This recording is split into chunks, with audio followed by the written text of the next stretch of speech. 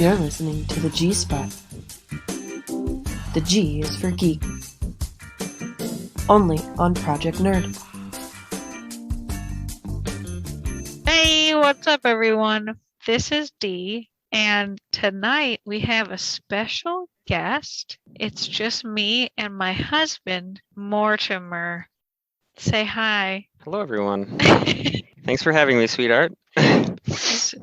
He's a good guy, a little shy, but we're going to try to work past that. So tonight we are talking about Falcon and the Winter Soldier, which is our new favorite show that we love to watch, besides, all those other shows we watch. So I am going to go into episode 1 because I have not gotten a chance to talk about this show at all. So first, I want to talk about what I liked and what I didn't like, and then I want to go into our predictions for the final episode next week. So how does that sound? That sounds great. The first episode, I liked that they opened with that wide shot of Bucky with those woods behind him.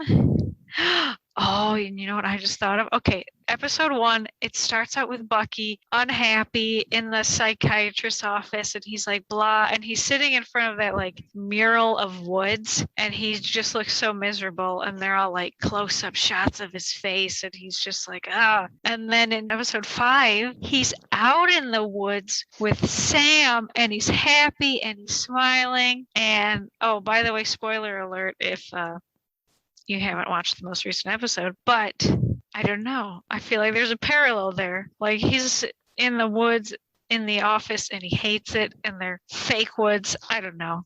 It just seems like it's kind of a parallel. Why else would they have that mural behind him and then have him out in the woods throwing the shield around with his buddy Sam? Well, you have a much better memory than I do.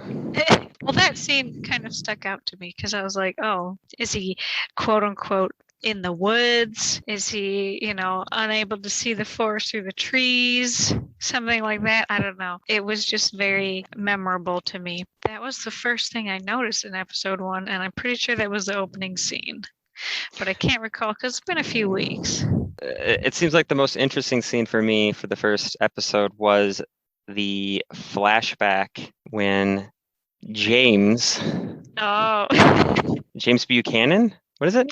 James Buchanan Barnes. Yes. Yeah. He has a flashback back to himself as the Winter Soldier when he unfortunately killed the older man's son. Yeah. In the restaurant. Mm-hmm. But it's very cool seeing that character in his antagonist state because he's pretty cool. He's a pretty cool villain. Yeah, we'll have to rewatch the Captain America movies because it's been a while and I really don't remember much about them. But yeah, seeing Bucky in his, tip-top final form, it was pretty cool. Although there's a whole movie about it, so we could go reminisce about the old days watching those movies. I think we should. All right. And I call him a villain. He's probably Well, he's a gray area. I mean, he was a villain, but he was being used by Hydra. Anti-hero? Kind of villain turned. Yeah, he's never been a protagonist, but until now. Yes. So, but he's a hero in this. So, he's he wasn't a bad guy. He was being used by the bad guys. So, I wouldn't say he's an anti-hero, but I do recall in the first episode when we find out that the serum is what makes the super soldiers that are Steve and Bucky, and now there's just a supply of serum out there, and I kind of feel like that show The Boys got their idea from this serum. Because they have Compound V and it's more secretive and, only people get injected with it at birth. But I thought it was an interesting inspiration for The Boys. I imagine the whole super soldier serum comes from the comics, assuming. Yeah. So it would be pretty likely that The Boys show took that idea and kind of ran with it. Oh, the comics. Yeah. They had in the ending, of the show, they have like, oh, power broker, whatever, blah, blah, blah, and like that graffitied walls and whatever in the closing scenes. And I thought that the power broker would have a much bigger role to play than what they have played thus far. It's like we don't even, unless we've seen them and they're secretly going to reveal themselves as, you know, someone who's already in the show. But I feel like they could have done without the power broker, or he was the guy making the serum the whole time and they're like, well, we just have to throw him in because he made the serums, so we have to have this character. Well, there was that scientist that was making it. Yeah, but who was he making it for? He was making it for the power broker. Right, and it's either going to be a surprise reveal, on the final episode, or I don't know if that is going to lead into another season. I'm not sure if they do that with the Marvel shows. Oh yeah. With these new ones, with like these. Yeah, you know, or if this is just a limited blockbuster series. actors in them. Yeah, I mean, it would be sad if they just cut it off at one and done, but it would make sense. But I mean, like Sebastian Stan and I forget the other Sam's real name, whatever, but they're not like super huge. Like this was like their first big roles, I would think, because I don't remember them in anything else. If they're in Marvel movies, they've had roles that we have not seen. I would bet money on that. Of course, yeah.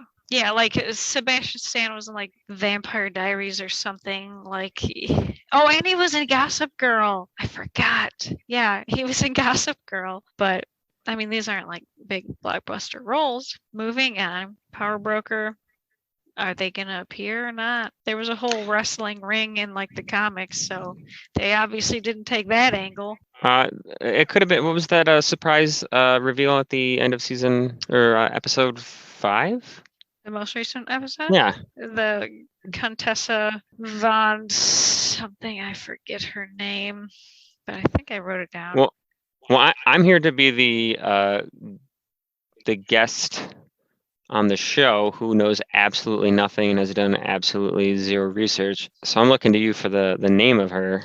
Okay, her name is Valentina Allegra de Fontaine. Yeah, but maybe she's the power broker. I mean, I was thinking that, but I was like, she said her name, and the power broker's name is like Curtis Jackson in the comics. And in the comics, there is one bad guy called Flag Smasher, and his name is Carl Morgenthau. And so they just made it Carly Morgenthau instead, and they made it a whole bunch of people instead of just one person. So I would assume if they were making Julia Louis-Dreyfus's character the power broker, it would be something similar to like Curtis Jackson or something like that to kind of keep the nomenclature. But she's like Contessa blah blah blah blah blah, so I feel like she is like a Hydra level bad guy, because I mean she's not in the comics. I didn't look her up, actually. I should have. Whoops. Yeah, all these people that know everything about this are just like, why are we listening to these two idiots who know nothing? Well, thanks for listening, 4 people out there. We really appreciate it. Oh yeah, she's in the comics. She first appeared in the Nick Fury Agent of S.H.I.E.L.D. feature in Strange Tales number 159. Okay, yeah, she's in Hydra. I knew it. What did I say? Strange Tales, what is that? It's a strange tale. Oh, she's got a wacky costume. It is a Marvel Comics anthology series to showcase stories of Jack Kirby and Steve Ditko. Cool. Yeah, she's got like a real funky outfit in this from May 1968. Anyway, okay, so she's Hydra. That tracks. She definitely seems like a bad guy. So yeah, I'm glad that they've introduced this character in the second to last episode. It kind of seems like maybe that means there's gonna be another another season. Because like, why would they introduce this like clearly important character right at the end of the second to last episode if they're not going to do anything with it. But they also did that with the Power Broker, so who knows? Interestingly, her character, just Googling the images, she almost has like a Black Widow look. Yeah, I saw that. It is interesting. I'm not sure. Well, I mean, it's also a Catwoman look. I mean, I guess some of these pictures. Like, it's just like tacked, like a gun vest. What is that called? A harness with a black cat suit. So pretty standard. And I'm not exactly sure like what Black Widow's original costume looked like, but can't go wrong with a black cat suit and a utility belt. So, but anyway, moving on to episode 3. I forget episode 3. Well, that was your one job.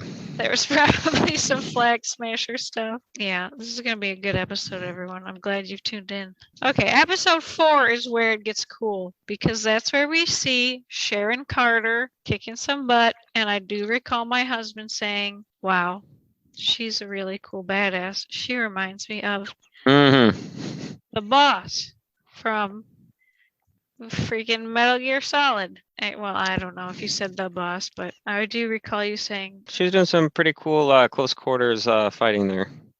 Yeah, she's getting her ass kicked for a little bit, but she did a good job fighting back, throwing some knives, I think. So her fight scene was really cool.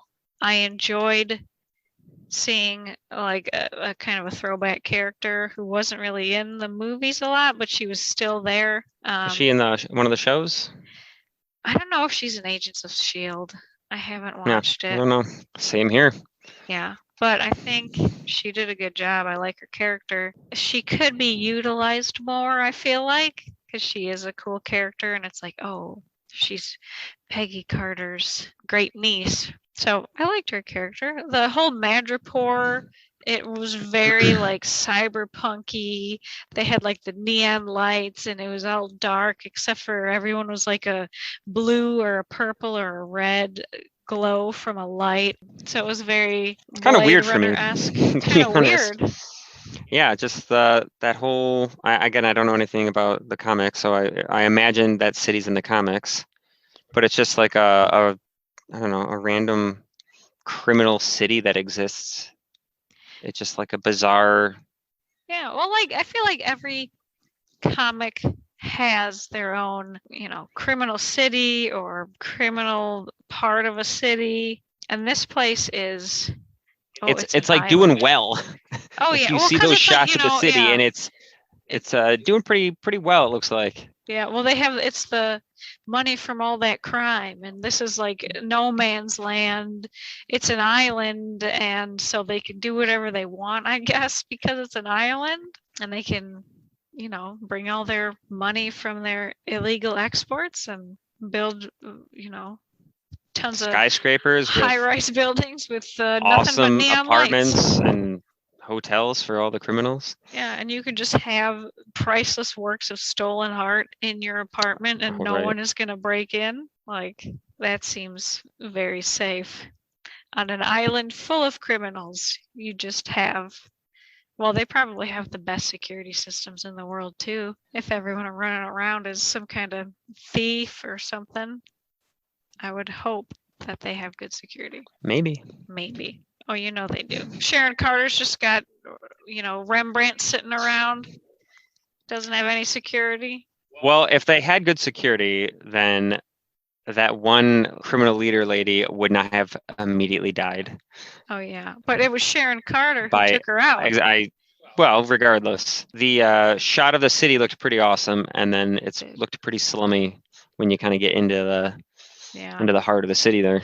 Well, it's kind of like, how is it? Like the big picture, it looks nice and everything is polished and beautiful and you got all these cool neon lights and everyone looks badass. And then you zoom into the details and it's kind of, painted rust.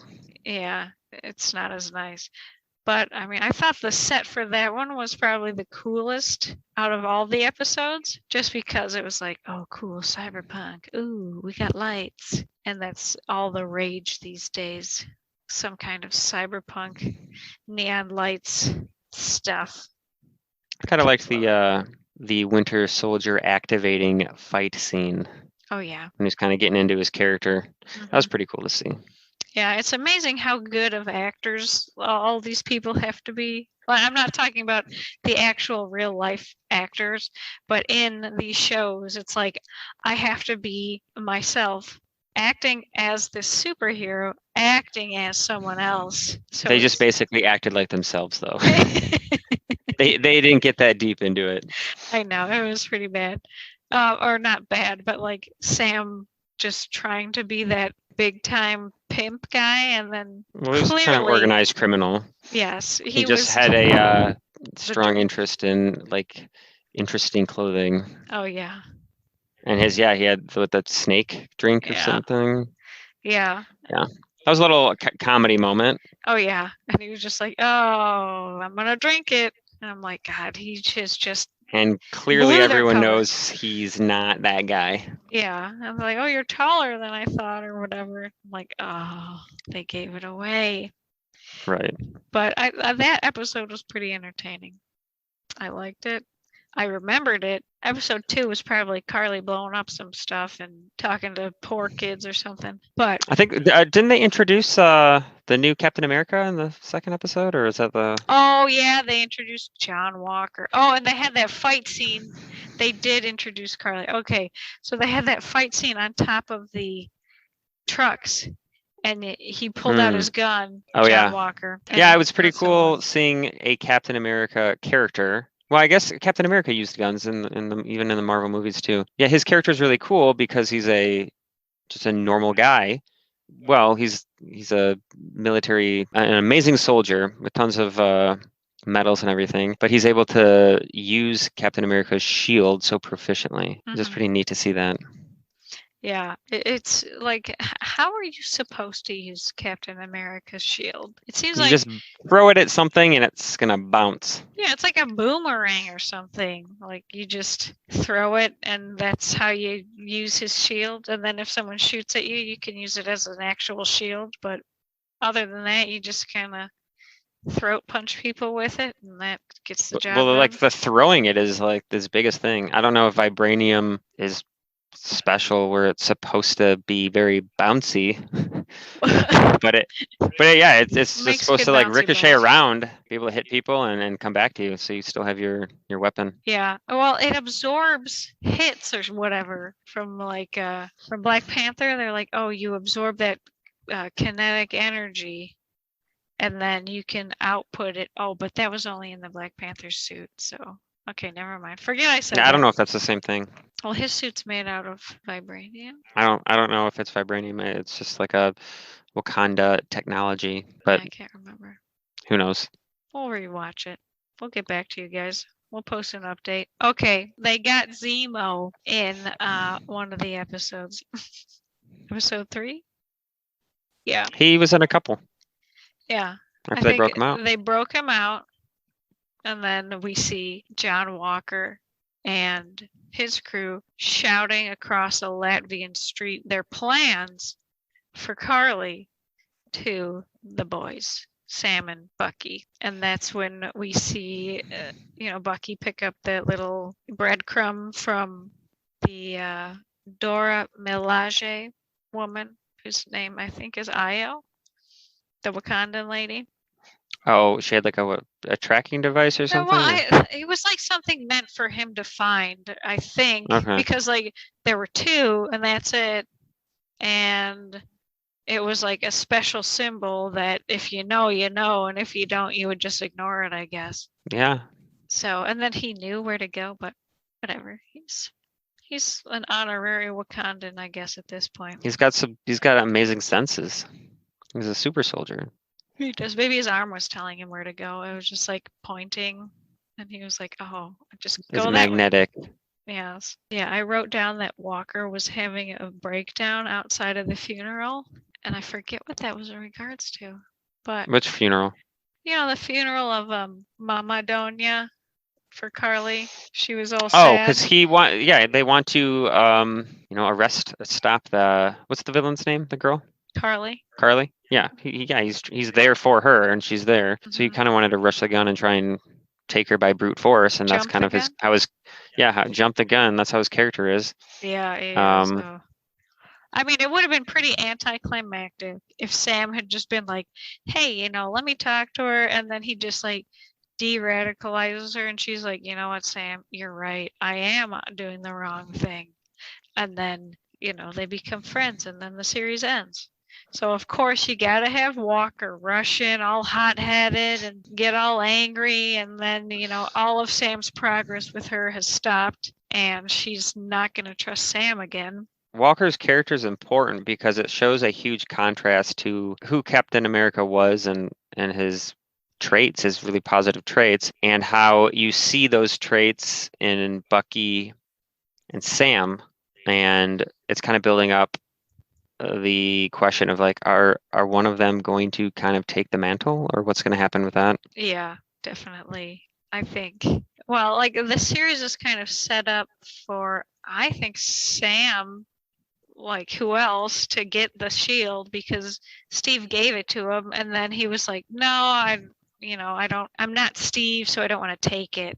And then, they give it to some jagoff who got a bunch of medals, and he's a hothead, and he messes everything up. And he's like, "Okay, I see how bad it was when I didn't take it, so I should have taken it in the first place." And he's got to bear the responsibility yeah, that was given to him. Yeah, it's like not really his choice to take it or not. Even though he doesn't want to, Yeah. it's like a burden and Yeah. it's an honor and a burden, but it's it's just something It was given to him by Steve. Yeah. And so he should have respected Steve's wishes and his insight But into Sam. Sam, I don't think thought he was maybe good enough, Well, of course. Like yeah, he's a good guy. He's not a he's a very good guy. He's not a super soldier too, but maybe his character development through this show, he's going to step up to the plate. He's he's starting to see that, he does have that value, that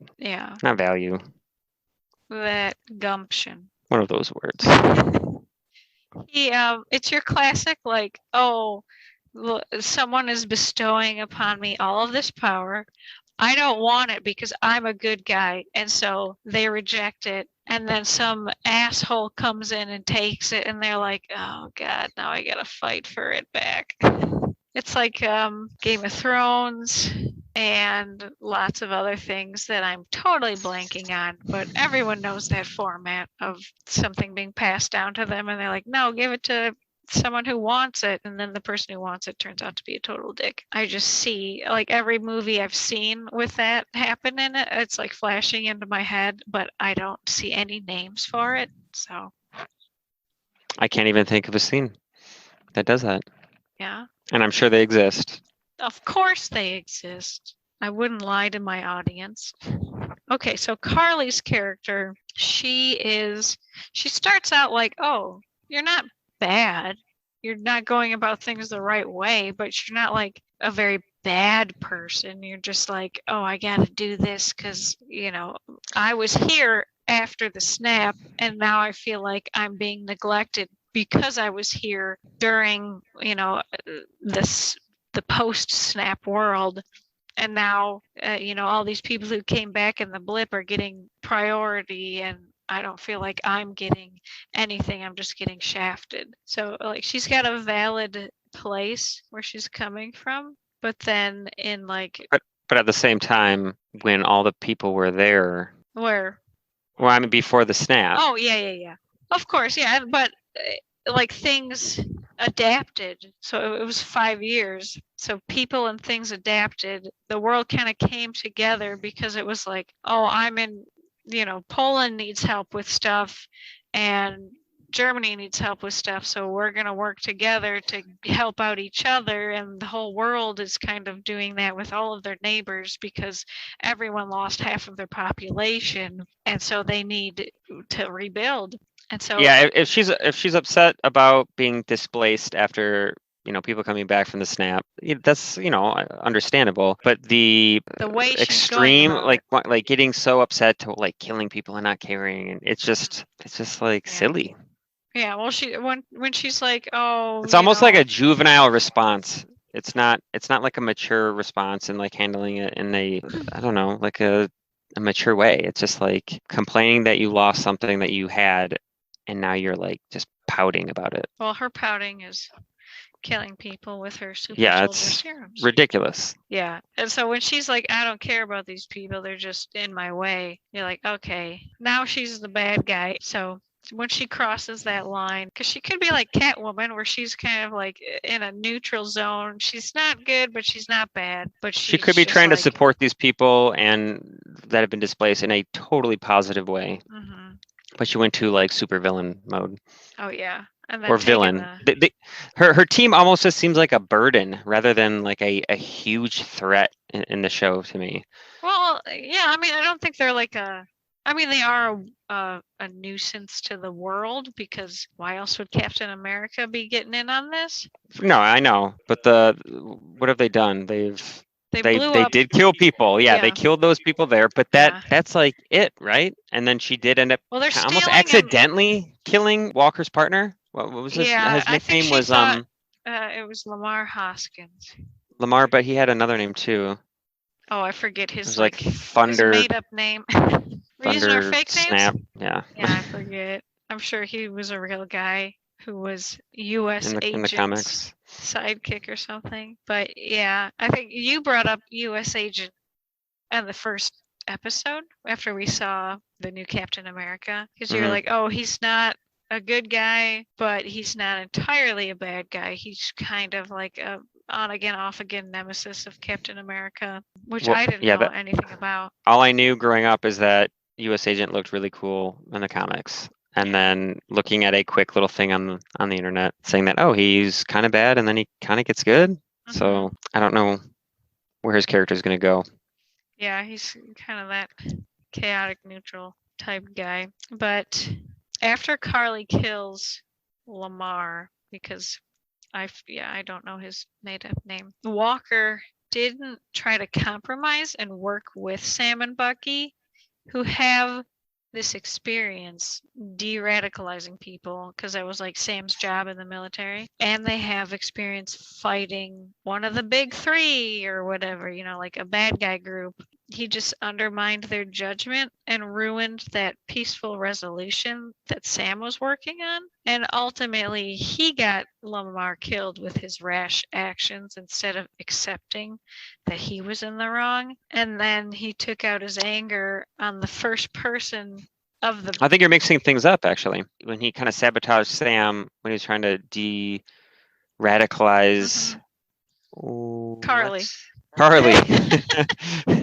That scene ends with an escape, and that's when they lose the serum and he steals that last one. Then after that is when they somehow bump into them again. Well, because they're still tracing them, and like Sam, but it's like a different little but event. Sam and Bucky meet up with her again because she's like, all right, I kind of she calls Sam's sister and then was like, hey, meet me solo. Yeah, and Sam is like, it seems follows like she them, kind I of... think, right? He what? Or not Sam, I'm sorry.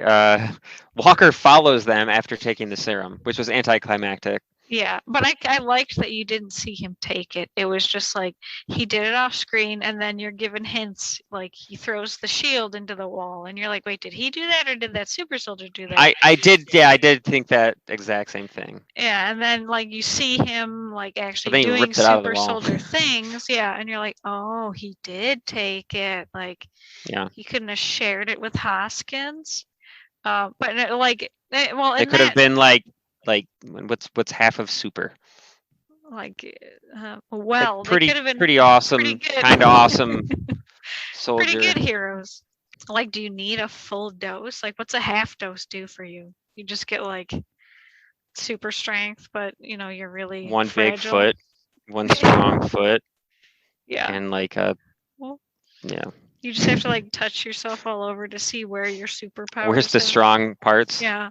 I went all into my toes. Like in that first scene where Carly first meets with Sam and he's like working on de-radicalizing her, and then Walker busts in, and then it's further compounded in the second scene where Sam is meeting with her again, and then Walker busts in and they're trying to just beat her up for whatever reason because he can't wait around for a peaceful resolution. Like he just wants to barge in there and start shooting. But then, that happens. And then he goes after just the first person he can find who had surrendered. And although he's not a good guy, he still was like, it wasn't me. He wasn't fighting. So he's kind of like this kind of mixed. He's trying to be good, but he's an emotional person. Yeah. And he goes about things maybe not the best way as well. Yes, but he technically now becomes a war criminal after killing someone who had surrendered, or at least wasn't fighting back. And like that, like blood at the end of the episode on the shield, that's supposed to be the symbol of like peace and protection and good, and it just like totally desecrates the shield. He like twists the shield into something that it isn't, and so of course that scene, you see all these people in the background with their phones out, not running away from the violence and just like hanging out and just recording someone dying, like awful people. But I mean, people, they're not awful, they're just recording it. Why would you record someone's death? I don't know. Instead of like anyone who watches those videos of people getting killed on the internet. Yes, that's very weird. But this is like, it's like, that's Captain America. So you're going to like whip out your phone and be like, oh my God, I got a video of Captain America. I don't think they knew he was going to straight up murder a guy right in front of them. But they're like, if he's fighting someone. Yeah. And they're like, they're like, hey, I should get out of here because there's violence happening and I could die. People don't think like that. Of course not. So in the most recent episode, there is like a second of Walker's humanity, but like in that kind of, I think it's in the beginning scene where it's like the camera's all fuzzy and he's like, thinking about Hoskins and like he's kind of sad, and then he just crouches shakes down his head, and then he like snaps out of it and he's like, no, instead of like reflecting on what I did wrong and how I got Hoskins killed, essentially I'm just gonna be like, nope, that's not what I'm going to think about. I'm just going to be a bitch. He's got to get the job done. Well, he's running that's the away. Way his character is. He's a fugitive now, essentially, because he was on the Didn't run. he say something in that scene? He's like, got to get back to work or something like. Probably. I don't know. He's a nut. But I might be distorting that, but I think he said something, but he's just very about the mission. And at any cost at this point. But he kind of foobarred that, and he looked like a complete psycho when he was just like, I'm just gonna. Yeah, he's struggling with some things. Got some issues. He's definitely got some PTSD, just like Sam. Well, maybe not so much Sam. They don't really show Sam as. In the Winter Soldier, he is already kind of in the process of recovering. Sam is. Sam. He's I think like a part of like a support group.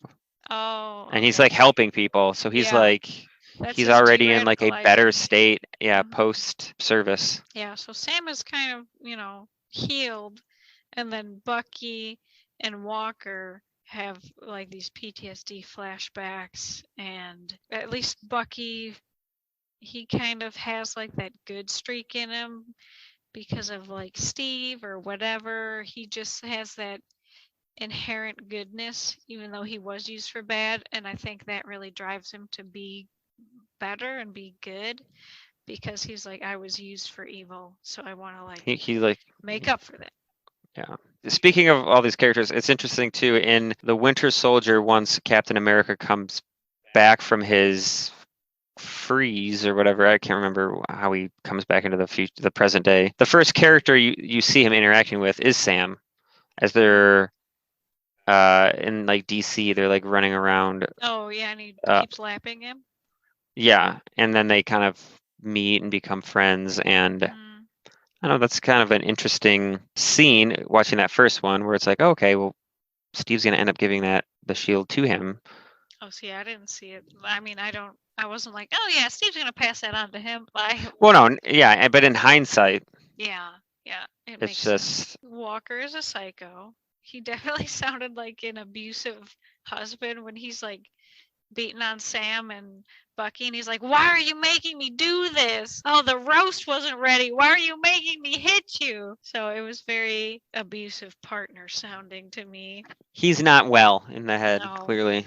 Yeah, and so like he should like Sam could heal him given time because he's got the training and the experience to do so.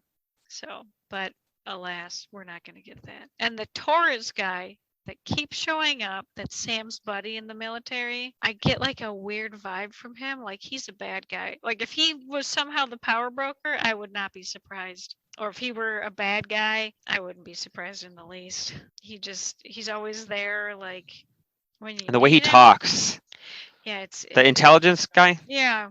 Yeah, the way he talks is always kind of like But he's then- got something behind the curtain, some up his sleeve. I don't know. He's got this secretive overconfidence. I don't know. Yeah, but then in the first, I think it was the first episode when he stakes out that flag smasher meetup, and then he goes after that one guy, and he's like, "Hey." He does get hurt. Yeah, and so that's when I'm like, okay, maybe he is a good Yeah, guy.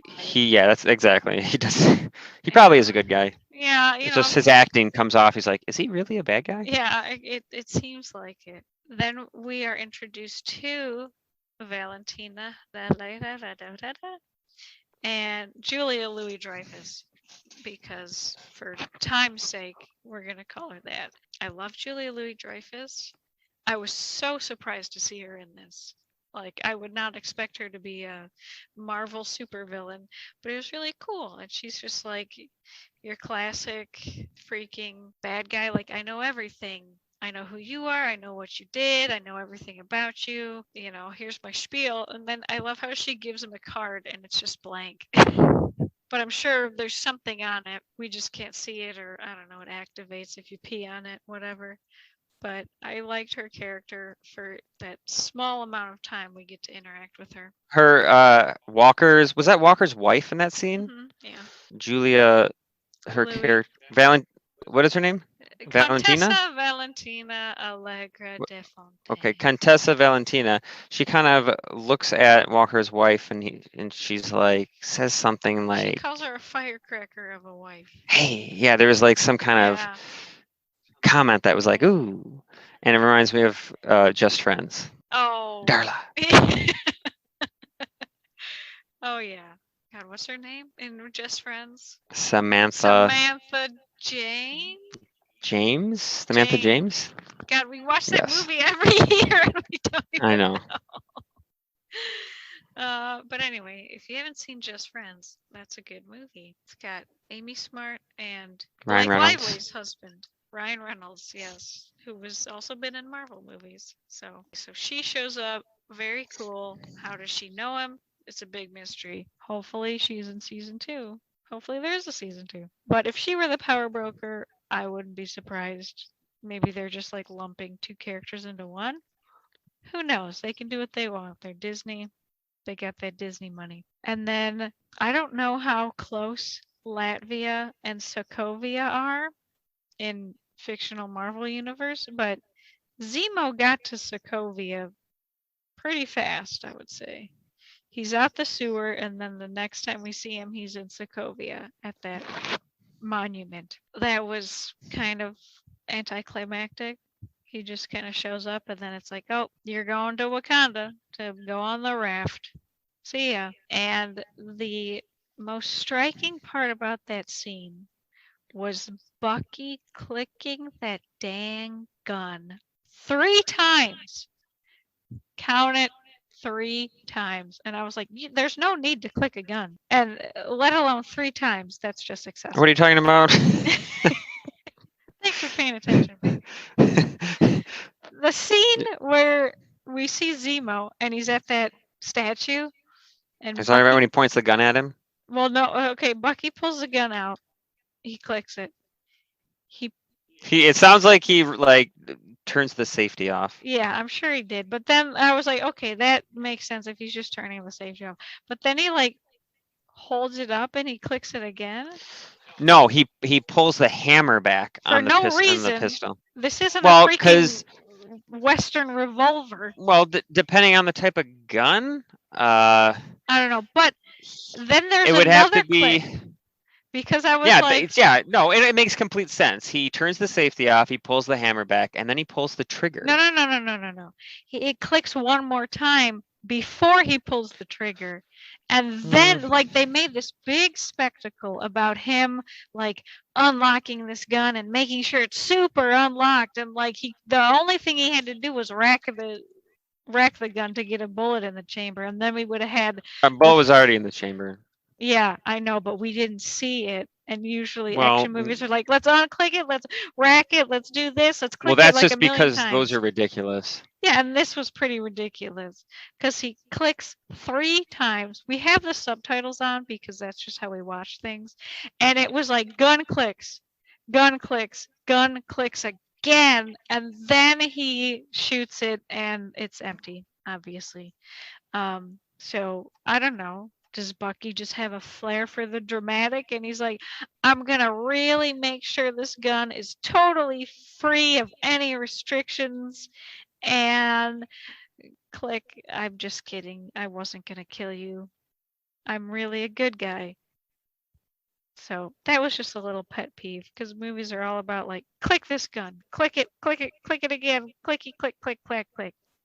So imagine my surprise when he clicks it 3 times and then it's empty. But that was nice because I couldn't see Bucky just killing Zemo in cold blood. He definitely would have wanted to give him over to the Wakandans, who he has such a strong relationship Which he did, yeah. with. Yeah. It was just kind of I don't know, just like, gotcha. Yeah, it was dramatic, to say the least. It was kind of, I know, but it was a little almost out of his character, I guess. Like, I'm going to point a gun at you and be like, gotcha. Yeah. He's like, he's not gonna like mess around with that. Well, I feel like maybe he's more composed. That's Yeah. kind of like a, I don't know. maybe it was the Wakandans. They were like, all right, do this. We want to see him sweat, and then we'll take him to the raft. Maybe. Okay. So if you saw the little montage, I know. Well, we'll be wrapping this up shortly. There was a little montage of Bucky and Sam working together and getting real close and hanging out and then Bonding. Yes, and I'm gonna quote from Red Letter Media. Look them up if you like movie reviews. But I don't know if they coined the term. I think they did. They did. I'm just gonna say they did. But it's called A Case of the Not Gays. And that is when you give a character, God bless you, Excuse me. a heterosexual love interest because them and their partner or their buddy or whomever, they're getting a little too chummy. And so it's like, oh, we don't want Sam and Bucky to seem gay. So we're going to be like, hey, Bucky, take this totally out of character love interest and just like smile and wink and like flirt with Sam's sister. And It did seem out of character that he's. Yeah. It did, and I. But then was again, like, on the other side, maybe it's just showing he is healing. Well, yeah, healing a little bit, or but he hasn't actually started that true healing process because he's just been saying sorry, like Sam said, and he hasn't really been telling people, hey, I killed your family member or whatever. So the true healing hasn't started. So it did seem kind of off. Yeah, it did, and it was before he had kind of gone through that growth process with Sam, where they're like out in the woods talking to each other and just being a couple of guys, a couple of friends, just being a couple of friends out in the woods together. Nothing weird, this isn't Brokeback Mountain. There were no tents involved, but I think there could have been.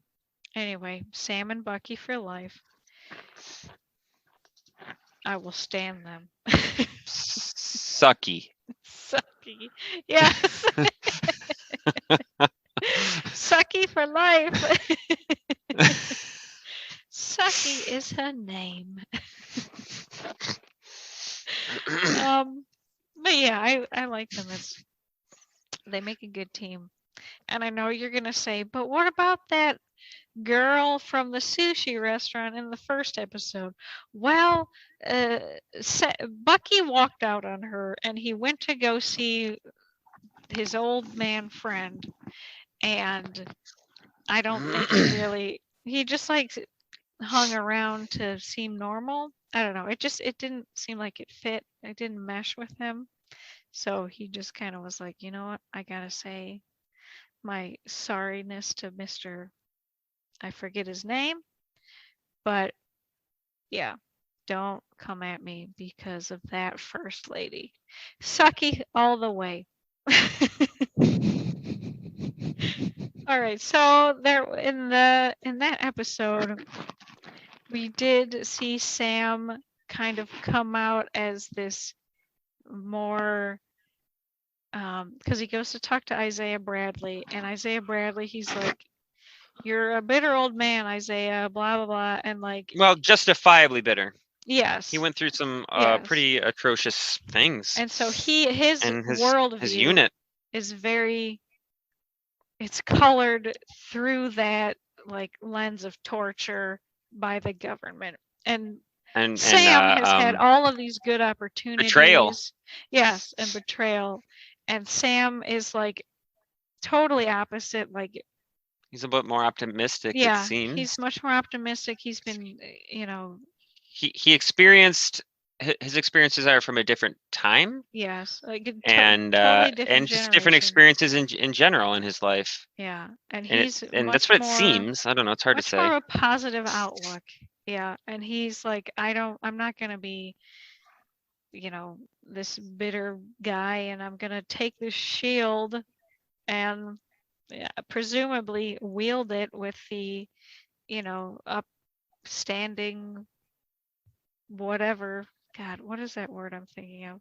He's going to wield it the way Steve Rogers would have wanted him to. So he's going to follow in his footsteps and be that good leading man example that, like, so that he can live up to Steve's good image. He doesn't want to, Well, the shield means something different to both men. Yes.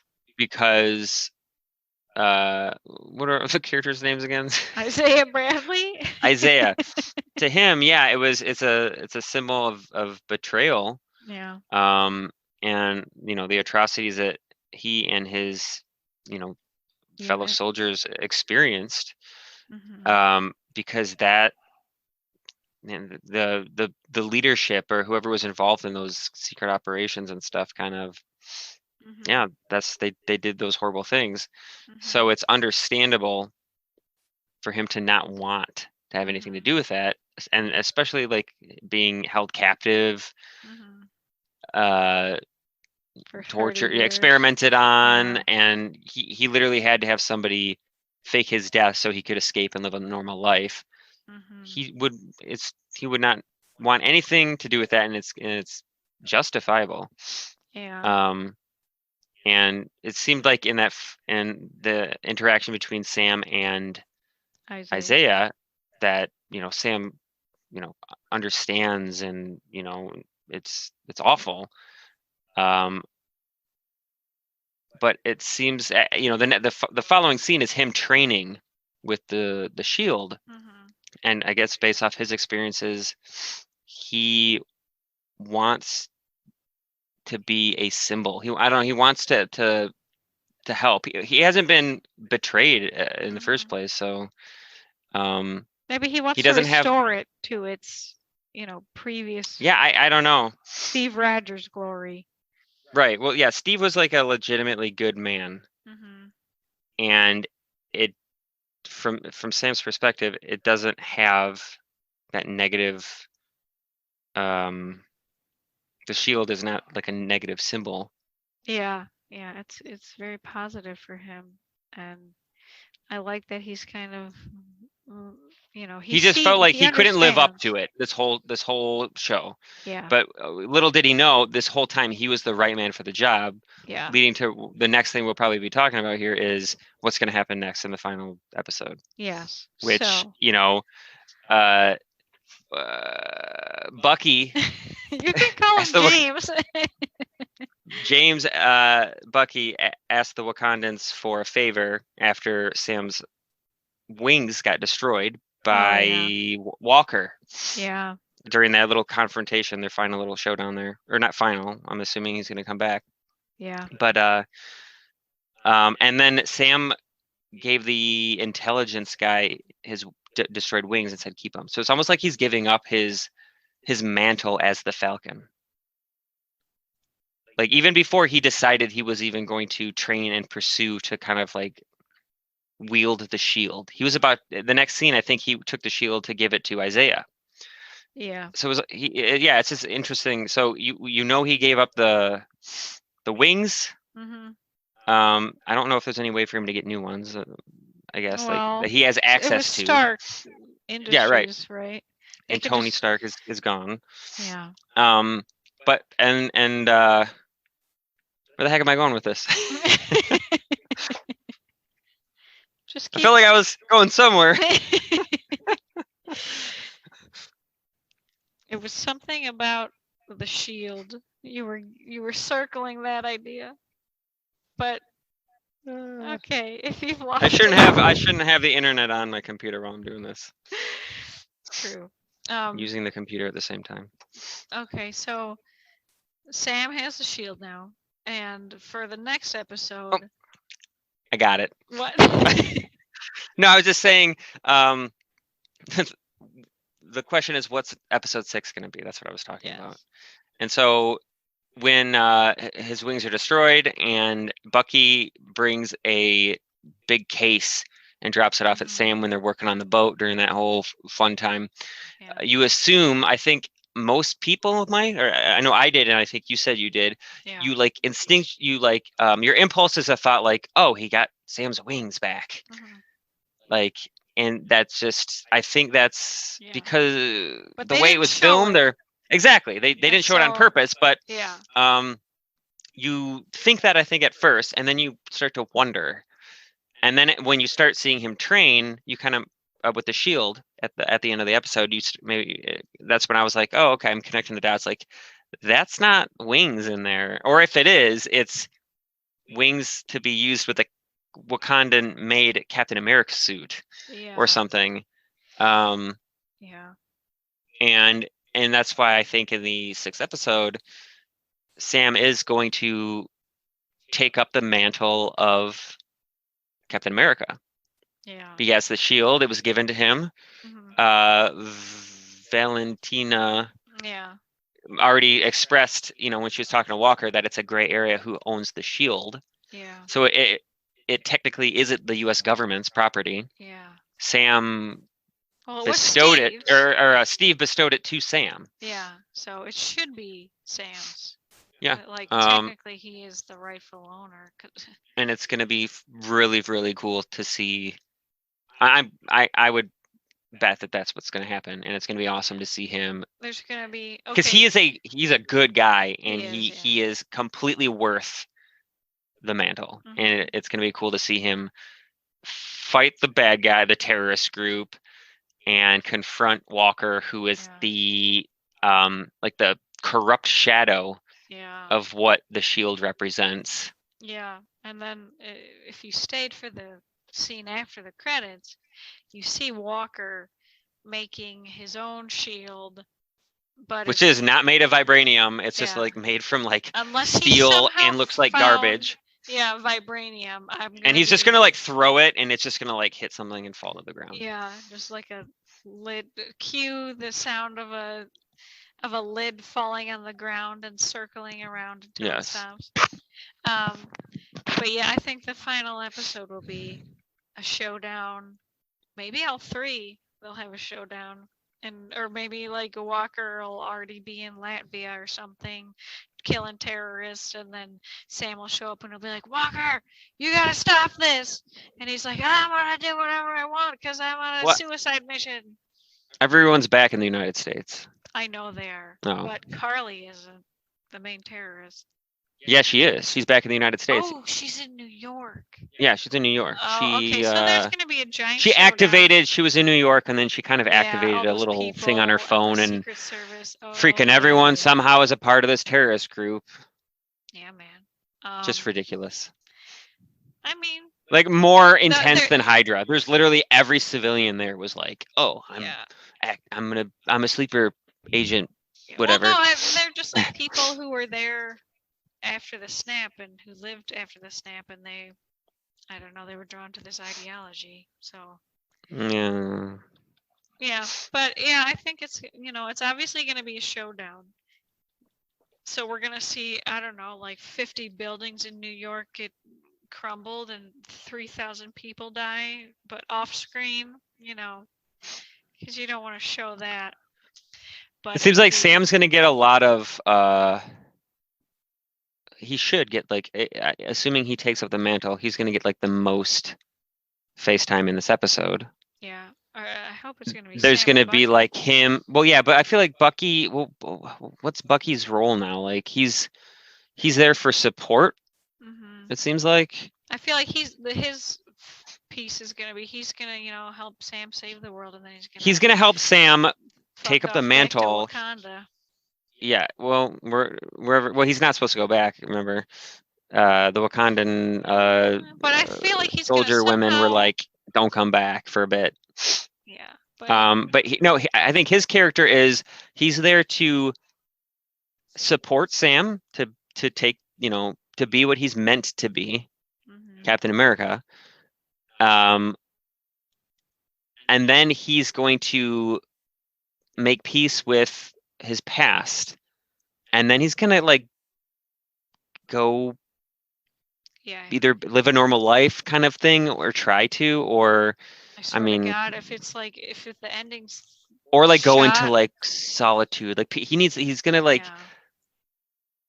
I don't think he's like, I want to stay around and fight. Like he's done fighting. Yeah, he is. He wants to be done. He's gonna pull a Steve Rogers and like just it's like he wants to retire kind of mentality. Home. Yeah. He just wants to like live, and his life was robbed from him. But that's what I suspect. Once his job is done, he's like, all right, you got this. Yeah. Sam, you're done. You don't need me. But see, he's got to retire to Wakanda because they call him White Wolf, and they're not calling him that for no reason. So there's got to be a reason for, you know, that little nickname. And if he doesn't retire to Wakanda, what is the point of all this? I want to see him retire someplace where people, you know, he's got that connection to Wakanda. They gave him his arm, and you know they're close, so he can settle down with one of the Dora Milaje, have a few kids. You know, they can be little baby white wolves. Right? I don't know why I thought he was called White Panther. It was White Wolf, yeah. Yeah, because you can't have White Panther and Black Panther. No, I know, it wouldn't make sense. Yeah, so if you just Google White Wolf and then go to image search, you'll see exactly what he looks like. Okay, so that's our predictions. And before I get the hiccups for the third time today, we're going to end it right here, right now. So look out for Black Falcon and the White Panther and the White Wolf next week. And hopefully one of our predictions is right. Thanks for listening. Find us on all of your podcast places. Anywhere you find your podcasts, you can find us. Signing out. Thank you for listening. This was Dee and Mortimer.